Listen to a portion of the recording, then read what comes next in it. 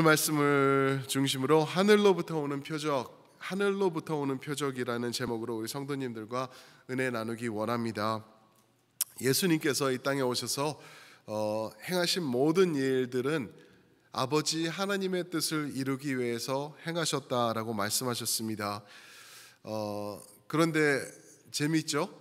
하나님 아들이신 분이 오셔서 아버지의 뜻을 행하시는데 어쩌면 그렇게 반대 세력이 많은지, 반대하는 세력이 얼마나 많은지, 그게 복음서 전체가 아닌가요? 그냥 반대 그러면서 문제 삼고 어떻게 하면은 잡을까, 어떻게 하면은 공격할까, 그러는 세력들이 계속 있었고 결국에는 그러다가 십자가까지 가시게 된 예수님의 모습을 저희가 봅니다. 오늘 말씀에서도 예수님의 반대 세력이 등장하면서 시작이 되죠. 바로 바리새인과 사두개인들이다라고 1절에서 말씀하세요. 바리새인들과 사두개인들이 와서 예수 보이기를 청하니, 예수를 시험하여 하늘로부터 오는 표적을 보이기를 청했다라고 말하고 있어요. 이 바리새인과 사두개인들은요, 이거 어떻게 설명할까 좋을까 하다 생각난 게 이 여당과 야당 같은 느낌이 아니었을까 생각이 들어요. 물론 많이 달랐죠. 그런데 이제 사두개인들에서 나온 그 종교 지도자들은 대제사장들, 그리고 높은 지위, 그리고 바리새인들은 그 하우스에 꽉 차 있는 그 모든 그 멤버들이었죠. 그러니까 리더급인데 그 아래에 있는 리더급이 이제 항상 맞지가 않았었던 거예요.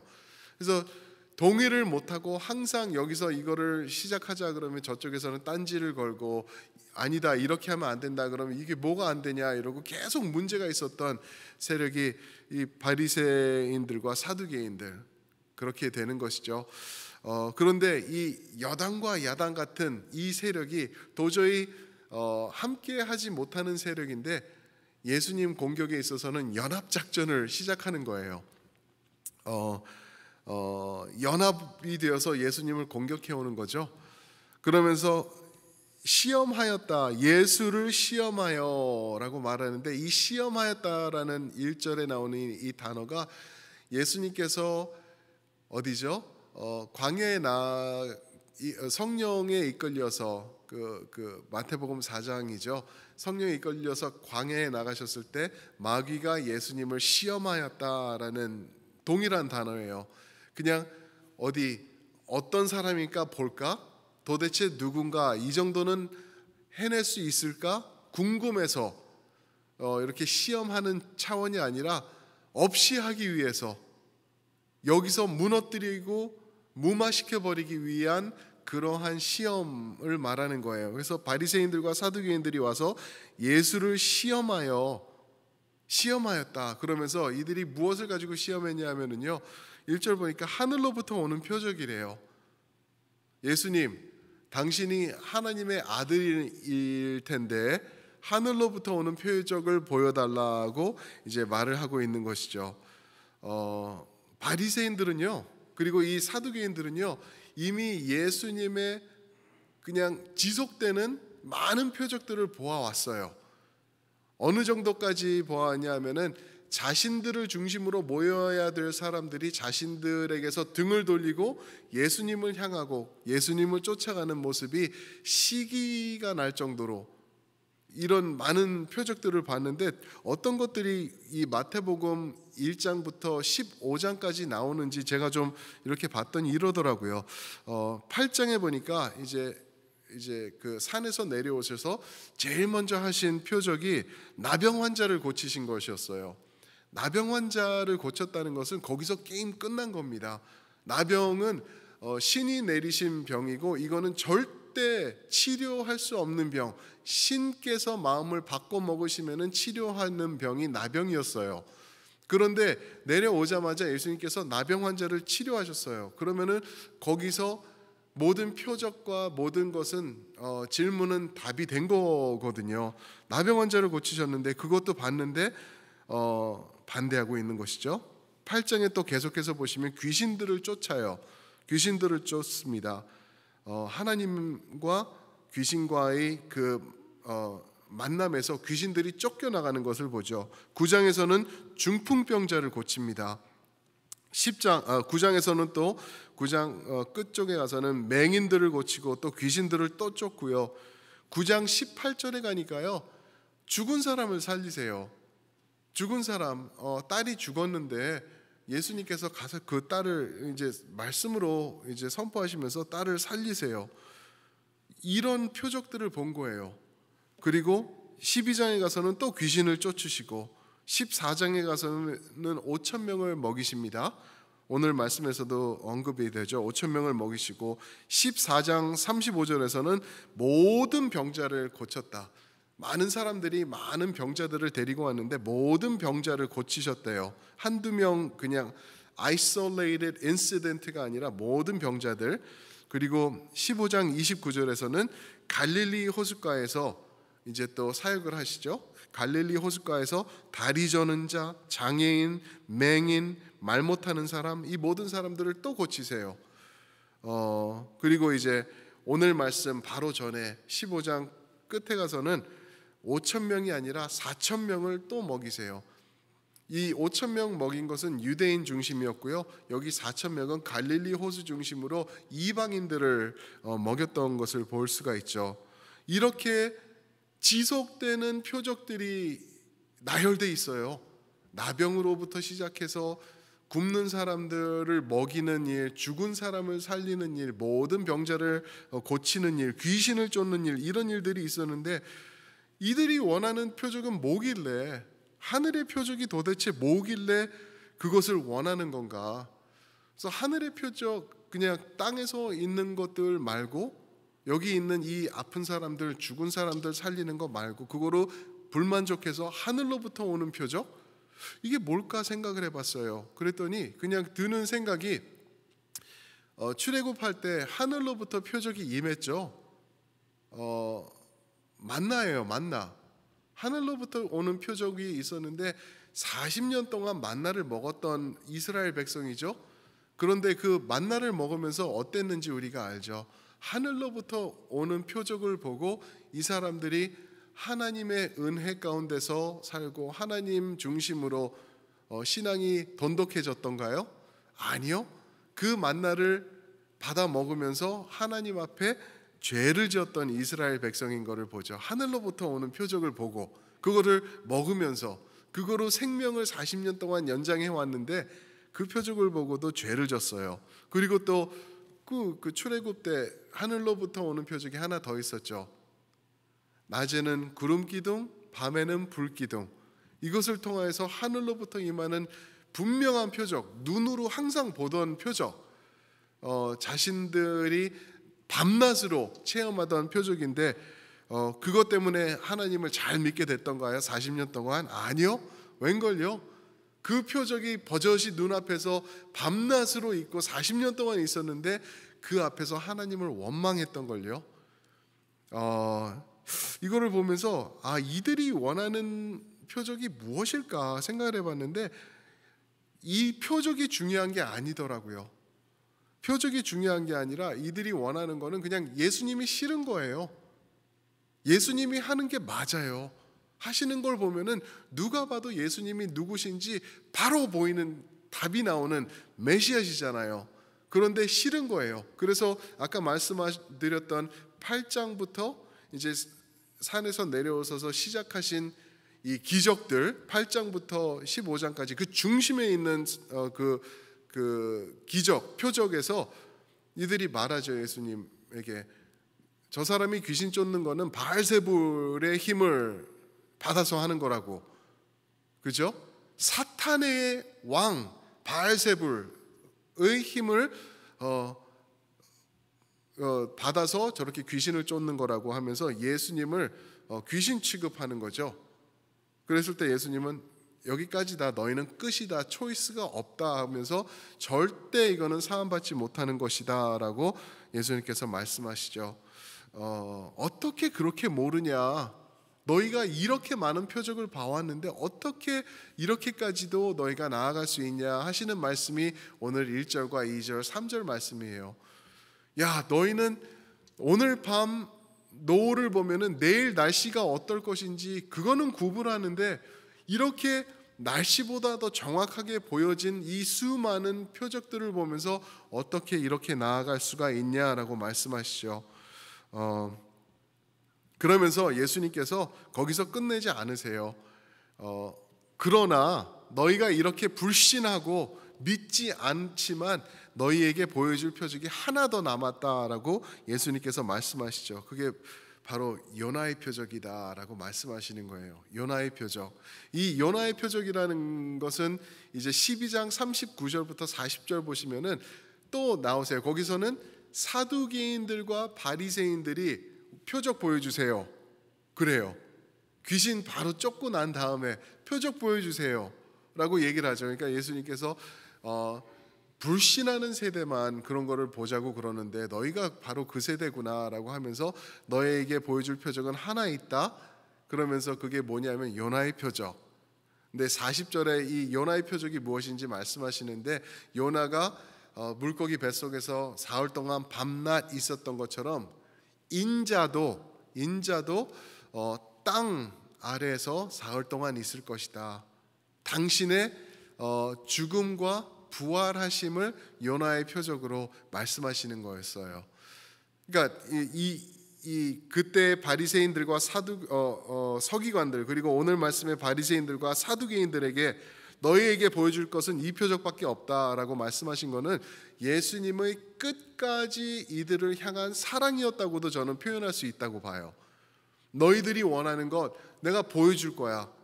그리고 내가 지금 이제껏 행해온 수많은 이적들과 표적들, 기적 이런 것들과 비교할 수 없는 참된 메시아의 표적을 보여줄 거야. 그것은 나의 죽음과 부활이야. 죄 사함을 위한 죽음 그리고 그 믿음의 완성을 위한 부활 그것을 너희에게도 보여줄 거야라고 예수님께서 말씀하고 계시는 것이죠. 사두개인들, 바리새인들 성경을 귀신같이 달달달달 외우고 깨닫고 있던 자들이 예수님이 요나의 그 표적을 내가 보여줄 거야 했을 때는 아마 설마 죽고 다시 살아난다는 것인가? 아마 눈치는 챘을 것 같아요. 그냥 몰라가지고 뭐 물고기 뭐 낚시 가셔서 물고기한테 잡혀 먹는다는 말인가? 그러지는 않았을 것 같아요. 정확히 이해를 했을 것 같아요. 그런데 우리가 나중에 이제 마태복음 끝에 가서는 어떻게 되는지 아시죠? 이 바리새인들이 예수님을 죽이기 위해서 넘기죠. 자신들은 죽이지 못해요. 종교적으로 죽이지 못해요. 그러니까 죽일 수 있는 로마 군인들, 그렇게 싫어하고 미워하던 로마 군인들의 손을 빌려서 예수님을 죽이죠. 십자가에 못 박히게 하죠. 그리고 이제 사흘 후에 예수님께서 부활하세요. 그게 마태복음 28장에 나오는데 그 부활하신 후에 군인들이 쫓아와서 이들에게 보고를 하죠. 예수님이 없어지셨어요라고 이제 고백을 합니다. 부활한 것을 알았겠죠. 당연히 이게 그냥 도둑질해 간 게 아니라는 걸 아는데 이 바리새인들이 어떻게 명령을 하는지 아시죠? 이 자신들이 보는 이 부활의 문제를 너희들은 가서 너희가 잠든 새에 제자들이 와서 예수의 몸을 도둑질해 갔다고 전해라 라고 하면서 이들을 매수합니다. 돈으로 매수해 버리는 거예요. 그때 바리새인들은 요나의 사인이구나, 이거구나, 예수님이 적어도 두 차례에 걸려서 우리에게 말씀하신 이 부활이 이루어졌네, 분명히 알았을 텐데 끝까지 반대하면서 이것을 인정하지 않고 돈을 쓰면서 매수해가면서 거짓을 드러내고 이렇게 하고 있는 바리새인들의 모습이라는 거죠. 하늘로부터 오는 표적, 정확히 이 사람들은 알고 있었던 거예요. 하늘로부터 오는 표적이 무엇인지 이제는 저희가 알죠. 바로 예수님 당신이었어요. 그래서 요한복음에서는 아까 말씀드렸죠.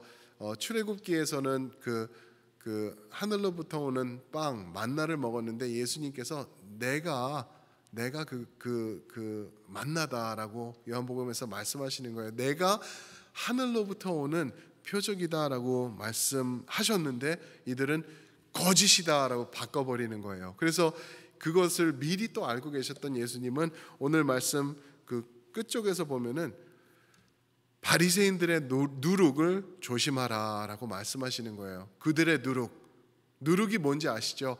그 작은 것인데 들어가서 부풀려 버리면서 이 작은 악이 나머지 모든 좋은 것까지 악하게 만들어 버리는 그것을 말하고 있는 거예요. 이 누룩은 그 출애굽할 때 출애굽해 가지고 이제 유월절과 이제 그 다음에 지키는 절기에서 무교절이라 그러죠. 이것을 지키던 그것이 그 하나님의 명령이죠. 집안에 누룩이 있으면 안 되었어요. 그때는 조금이라도 없게 하기 위해서 혹시나 있을까봐 집안을 이렇게 빗자루질을 하면서 집안을 깨끗이 하는 그러한 절기로 지켰던 거기 때문에 이것을 아는 것이죠. 이 사람들이 누룩이 무엇인지 아는 것을 말씀하고 계시는 거죠. 이 말씀을 보면서 이 바리새인들이 원하던 하늘로부터 오는 표적을 엄청나게 많이 경험했던 사람이 떠올랐어요. 출애굽과 연결돼 있죠, 그죠? 출애굽기 7장부터 11장까지 보면 이 사람은 하늘의 표적을 지속해서 경험을 했어요. 그런데 그렇게 경험을 했는데 그의 마음이 녹아지면서 하나님을 인정하기보다는 더 마음이 완악해졌던 것으로 유명한 사람이죠. 누군지 아시겠죠, 그죠? 애굽의 바로 왕이죠. 하나를 경험한 다음에 또 하나를 보여주시고 또 보여주시고 끝없이 계속해서 보여주시고 10개를 그렇게 보여주시고 엄청난 그런 표적들을 보여주셨는데 마음을 녹이고 하나님 앞에 나아오기보다는 오히려 더 문제를 삼고 하나님을 대적하던 바로였죠. 무슨 말이냐면요, 사랑하는 성도 여러분, 우리가 깨달아야 될 것은 표적은 우리의 믿음을 돈독하게 해주지 못해요. 표적을 구하는 세대는 정말 악한 세대라는 것을 볼 수가 있죠. 표적은 절대로 우리의 믿음을 돈독하게 하는 것이 아니라 이것을 통해서 오히려 하나님을 반대하게 되는 그러한 역사가 더 많을 수 있다라는 것이죠. 그러면은 믿음은 어디서 생기는 건가? 하나님 앞에 온전한 모습으로 서 있는 모습은 어디서 생기나? 로마서 10장 17절 말씀이죠. 믿음은 들음에서 나며 들음은 그리스도의 말씀으로 말미암느니라 그러셨어요.